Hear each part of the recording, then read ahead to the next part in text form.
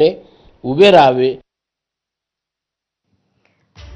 तर दगाफटका करण्याचा सरकारचा डाव असेल तर ती मोठी चूक ठरेल असं रोहित पवार म्हणतात। आंदोलनाच्या पार्श्वभूमीवर खाऊ गल्ल्या बंद ठेवण्याचा फतवा काढला गेलेला आहे असा त्यांचा आरोप आहे।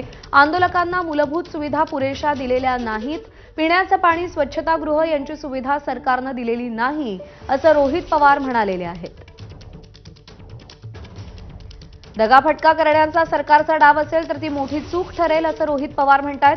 आंदोलनाच्या पार्श्वभूमीवर खाऊ गल्ल्या बंद ठेवण्याचा गृहविभागाने फतवा काढलाय असा आरोप रोहित पवारांचा आहे। आंदोलकांना मूलभूत सुविधा पुरेशा उपलब्ध करून दिलेल्या नाहीत असं देखील त्यांचं म्हणणं आहे। पिण्याचं पाणी, स्वच्छतागृह यांची सोय सरकारने केलेली नाही असं रोहित पवार म्हणतात।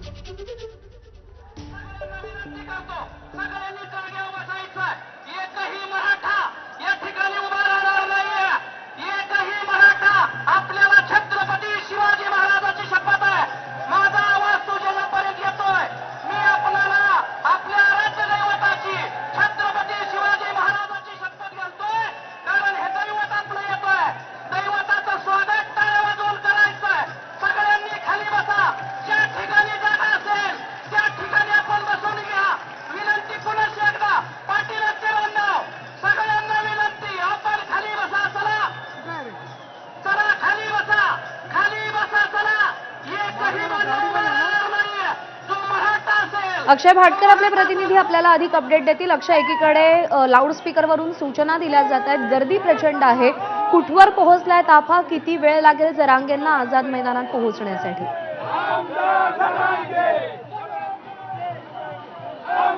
प्रज्ञा, अगदी 2 मिनिटात मनोज जरांगे पाटील जे आहे ते पोहोचणार आहे आझाद मैदानामध्ये। आपण सीएसएमटी वरून आझाद मैदानामध्ये आतमध्ये ज्या गेटने आतमध्ये जातो त्या गेटमधून जरांगे पाटील हे आता आतमध्ये आलेले आहेत। त्यांचा संपूर्ण ताफा आतमध्ये आलेला आहे आणि याच ताफ्यासोबत आपण देखील चालतो आहोत। हा ताफा जवळपास गेल्या पाऊण तासापासून हा ताफा जो आहे तो हळूहळू करून कर्नाक बंदरपासून ते आता या आझाद मैदानापर्यंत आलेला आहे आणि आझाद मैदानापासून आता तो पुढे जातो आहे। हा संपूर्ण आपण बघतो दोन्ही बाजूला मोठ्या प्रमाणात गर्दी आहे, मराठा आंदोलक मोठ्या प्रमाणात आहेत आणि त्याच आंदोलकांच्या सोबत हळूहळू हा ताफा आता आझाद मैदानात पोहोचेल। अगदी 2च मिनिटात मनोज जरांगे पाटील हे आझाद मैदानात पोहोचणार आहेत। समोर जी गाडी आपल्याला दिसते आहे ती गाडी ही मनोज जरांगे पाटील यांचीच आहे आणि याच गाडीमध्ये मनोज जरांगे पाटील बसलेले आहेत। हळूहळू ही गाडी जी आहे ती पुढे येते आहे।